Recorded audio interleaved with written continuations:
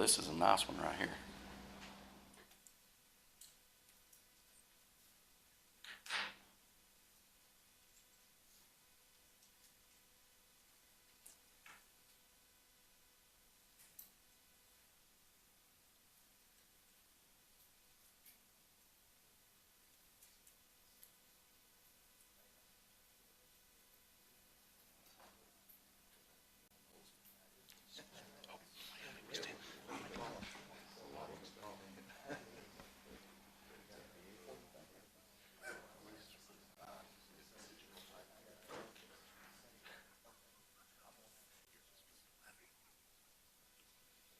That's all right.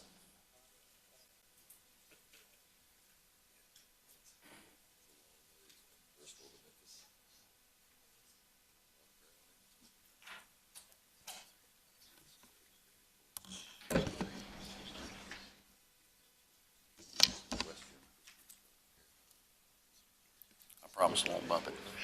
Thanks for working. No, it's not right next door. They're on that side of Arkansas, on that side of Tennessee. So, right where's the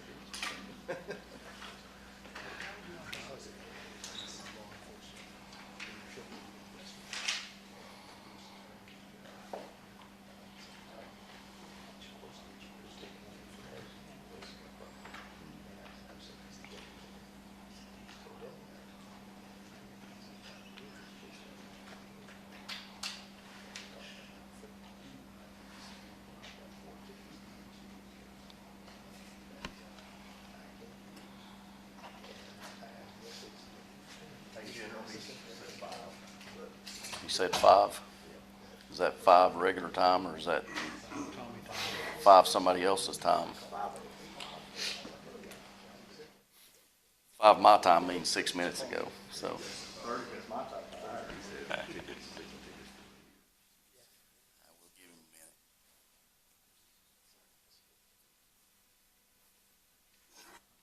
a minute. I can't promise I won't bump it right there. No, thanks for sharing with us. Hopefully that happens. That better?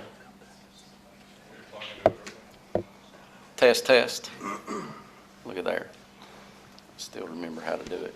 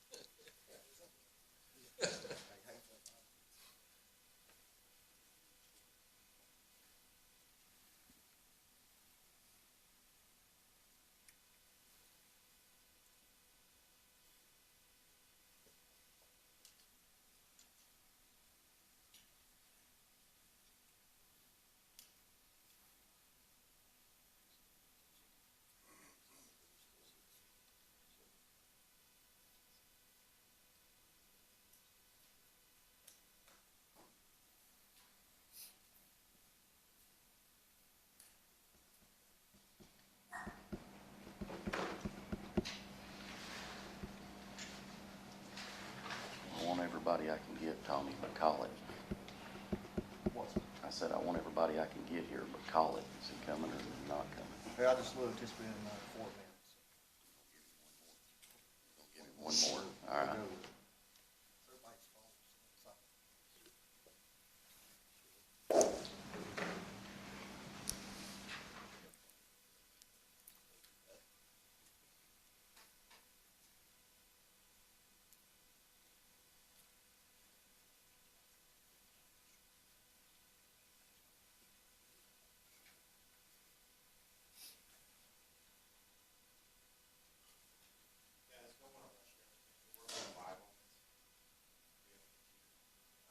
We're giving them. About 30 seconds.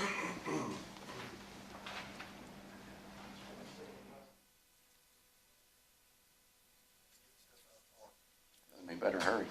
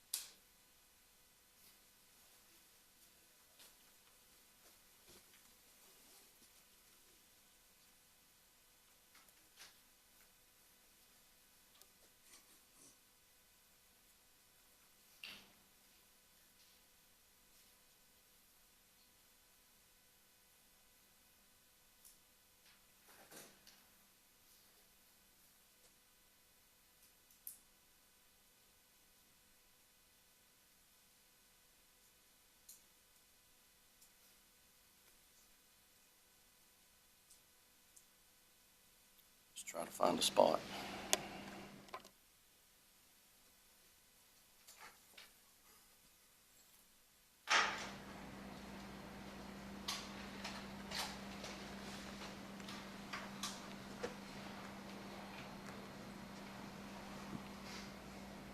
Are we up and running? All right. So first and foremost, I want to thank everyone for coming out today. My name is Stephen Hatchett. I am the District Attorney General for the 10th Judicial District, which covers Bradley, McMinn, Monroe, and Polk County. The purpose of this press conference is very straightforward. We intend to find and bring to justice the gentleman on that reward poster, Nicholas Wayne Hamlett. Now, first, Mr. Hamlett is entitled to due process. He is presumed innocent, and we intend to get him into court, and we intend to have that due process be applied, and we intend to see that justice gets done in this case. There will be some questions that the media may have that will not get answered. That's simply the nature of these kind of cases. But what we do ask, and the main reason for doing this, is to ask for the media's help, to ask for the public's help in finding Mr. Hamlett. We do consider Mr. Hamlett to be dangerous, and we certainly are going to expend every resource available to see that he is taken into custody and brought into a court of law. The people that you see up here, you're going to hear from some of them, have worked a massive amount of time on this case. They have spent a tremendous amount of effort, and it is a testament to our law enforcement community, the amount of resources that have been expended to bring Mr. Hamlett to justice. As you hear from these gentlemen, please keep in mind what I said. There will be some questions that simply cannot be answered. We're not trying to be rude. We're not trying to withhold information, but this is a very serious matter. These are very serious charges, and it is a very serious situation. So we are asking, we are imploring the public to help us find Nicholas Wayne Hamlett. I'm going to turn it over to Sheriff Jones. He is going to go through some of the facts with you, but again, if there are questions that he cannot answer, if you see me step up and say, Sheriff, you can't answer that, We're not trying to hide anything. We just need this man brought into custody. We need him brought into court. We need him tried. And everything we do is directed to that purpose. So I'm going to turn it over to Sheriff Tommy Jones.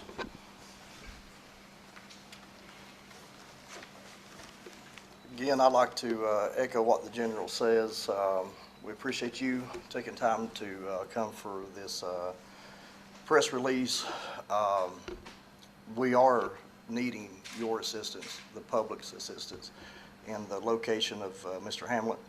How this began was on Friday, October 18th, 2024, at around 11:34 p.m. The Monroe County E911 Center received a transfer call from Polk County 911 in reference to a distressed hiker claiming to be Mr. Brandon Andrade. He advised the dispatch that he had fallen off of a cliff while being ran by a bear. The distressed caller claimed that he was injured and was partly in the water.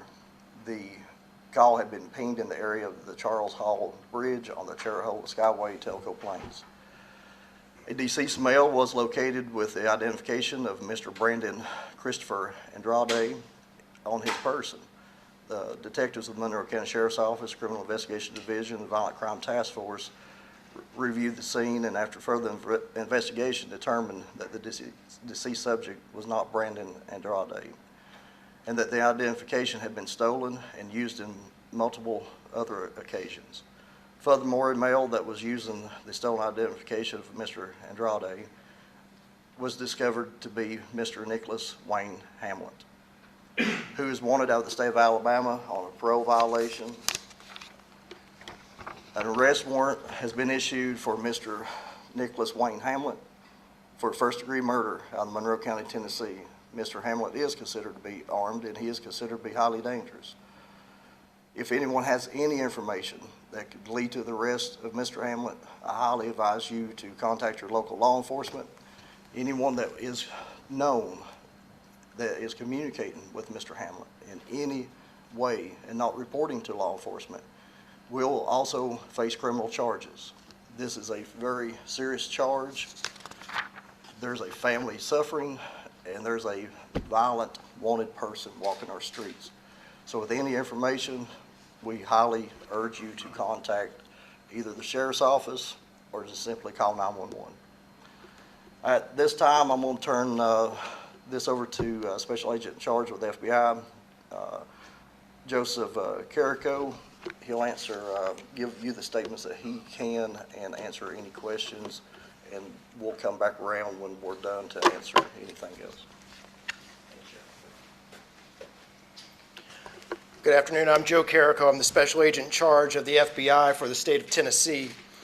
And we understand the concern that this case has raised, and we want the public to know that we're working closely with our local, state, and federal partners to ensure safety in our communities. Our teams remain dedicated to using every tool and resource at our disposal to support this investigation, and we thank the public for their support and vigilance and cooperation. It is crucial that we have this information as we move forward in this case. If you have any information on the whereabouts of Nicholas Wayne Hamlett, contact the Sheriff's Office, your 911 number, or call 1-800-CALL-FBI immediately and provide that information. And let me speak directly to Mr. Hamlett himself. Nick, let's end this peacefully. Turn yourself in, have your day in court. The long arm of the law has a long and huge reach, and we will find you, no matter where you hide. The deputies and investigators here now know their county well. The TBI agents know their state well. The FBI and the Marshals Service know the country well and have reach across the world, so there's nowhere to hide. So please take this opportunity to turn yourself in and have your day in court. I'll now turn it over to U.S. Marshal David Jolly for the Eastern District. Hello, everybody. My name is David Jolly. I'm the United States Marshal for the Eastern District of Tennessee. Today, the United States Marshals were asked to join this investigation. Our purpose in this investigation is very singular. That is to catch the fugitive. And the fugitive is Mr. Hamlett. You saw the wanted poster that's not up there right at this moment, but we have added $5,000 of reward money, so I'm announcing that will be out there.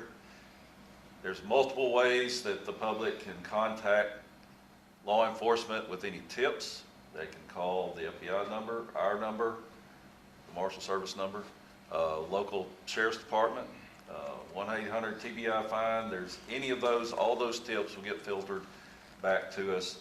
But our goal, to catch Mr. Hamlett, bring him to justice. Mr. Hamlett is an extremely dangerous individual. The facts of this case are very gruesome, and so let's get him in custody as soon as possible. Our greatest assist is the public, and we ask for any assistance at all from anybody, wherever they are, that may have seen this man to contact us right away so that we can bring Mr. Hamlett to justice.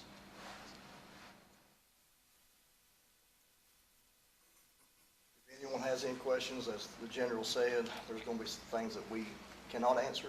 If you would, just to direct it to the person that you need to ask the question to. This can be for anyone. What led investigators to believe that this was not injury resulted from a fall, and how did you come to that conclusion? Well, through the investigation, once the detectives laid eyes on the body, the injuries that Mr. Hamlett, that the deceased had, was not consistent with a bear attack, was not consistent with a fall from a very high elevated cliff, and the forensic center confirmed that it was the cause of death was blunt force trauma. So it was very easy to rule out. To the head, to the arm? To the head, yes.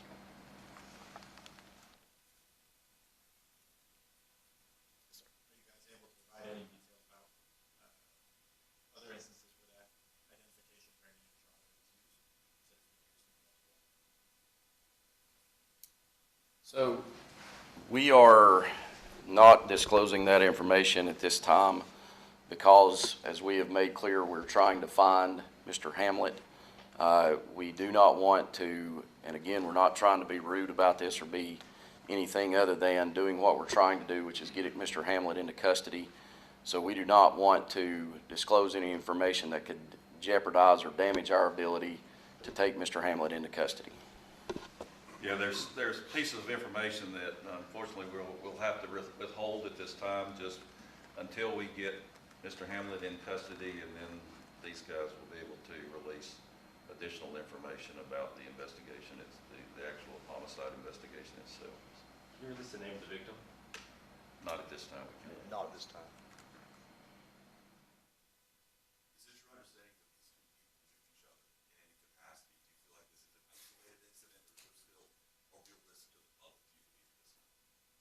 There is a risk to the public, a great risk to the public. The offender, he does have a history. He did know this victim. He has known him for quite a few months now. But yes, there is a risk to the public. This was not an isolated incident that, by any means. Do you expect that he's still in the state of Tennessee? That I prefer not to answer. Well, the answer to that question is we are looking at all possible angles and whether he could be in the state of Tennessee, in Monroe County, or outside of the state or elsewhere. So we're looking at every possible scenario where he could be at this time. So we're keeping all options open on that one. Are there other investigations or other open murder cases that Tennessee, elsewhere, that this could be tied to, that he's wanted for, could be wanted for? Not that I know of.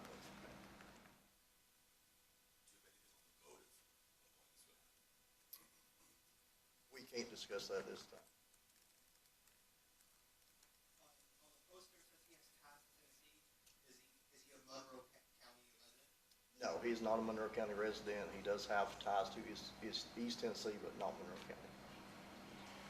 He has considerable ties to other parts of the country. We know that he has been in lived in various parts of the United States, so we know he's a very mobile person. So that's why we're making this a very national manhunt.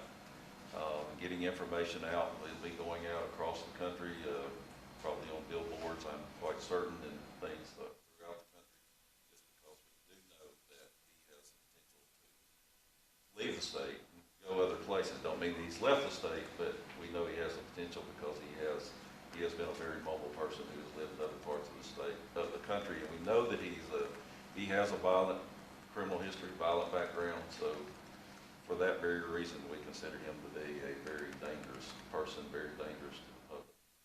While he was here, do we know where he stayed at? Was he lived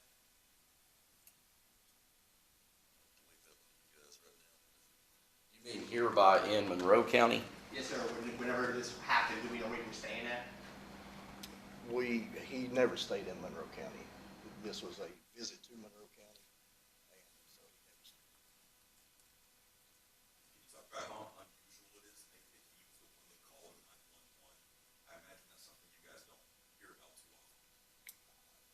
It was very unusual to receive the call that we did. And in my 26 years of doing this, we've never had this happen. You guys already been in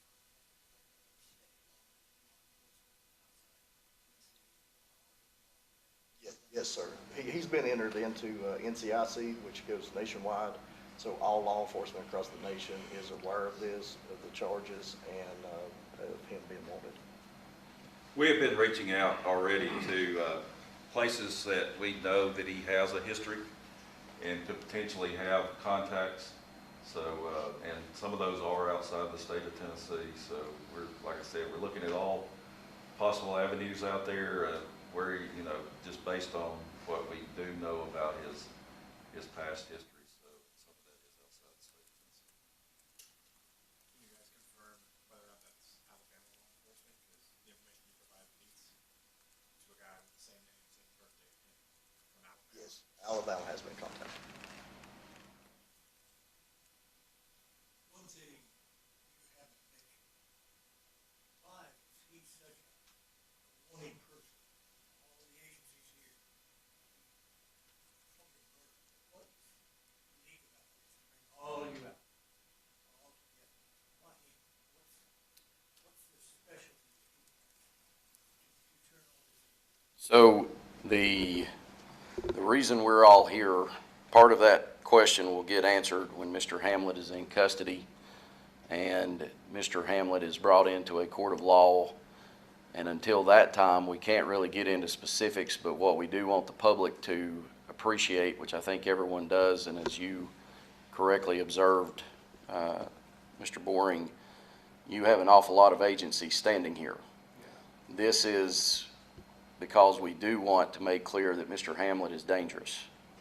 The facts and circumstances of this case will get brought out in a court of law, but Mr. Hamlett is dangerous, and that's why these agencies are standing here. Thank you. Yes, sir.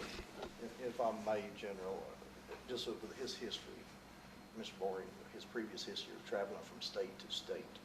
As you know, jurisdiction, we can only go so far. And that's where these guys have unlimited jurisdiction. So that's where we need their assistance, and they're providing great assistance. So there is no doubt he will be apprehended, hopefully peacefully, but that's his decision. So that's why you see these guys. Do we know who was Brandon Riddick, who he was a person, who was this person, the identity himself? We do know. Is there any connection you think he has with Mr. Hamlett? No connection whatsoever. He was a victim. Yes. Is he dead? No, sir. Guys, if I'm understanding the reporting right, so this happened October 18th. But at least at our station, we got the first notice last Friday. What happened in that intervening time? Whether you didn't jump or take him to the forensic center? We take our time. We don't jump to conclusions. Like I stated earlier, we received a call from the supposable victim of a hiking accident, and it took time to process that for the investigators, for the forensic center, to get us the facts that we needed before we jump ahead of ourselves and make a statement that's not true. I'll I'll speak for the sheriff's office, no one else. We are very slow and deliberate on what we do. We want to have the facts in hand before we say or do anything. We have to. So that was the time frame that you see, is we wanted to confirm what we knew. And I'll say it this way, what you know, what you can prove in a court of law is two different things. And we can prove everything that we're saying. Is the victim a resident of Monroe County? Is it East Tennessee resident? East Tennessee resident, yes.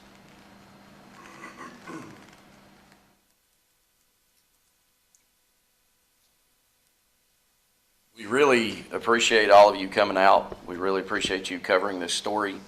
Again, we make no bones about it. Mr. Hamlett is dangerous. We need Mr. Hamlett in custody. He will receive due process. He will have his day in court. As the sheriff said, whether he comes in peacefully is entirely up to him. You heard the FBI, you heard the marshal call on him to turn himself in. I echo that call. He needs to turn himself in, and he needs to come to Monroe County to face justice. So again, thank you all. We truly appreciate it, and we truly appreciate all of the public's help in trying to find this man. Thank you.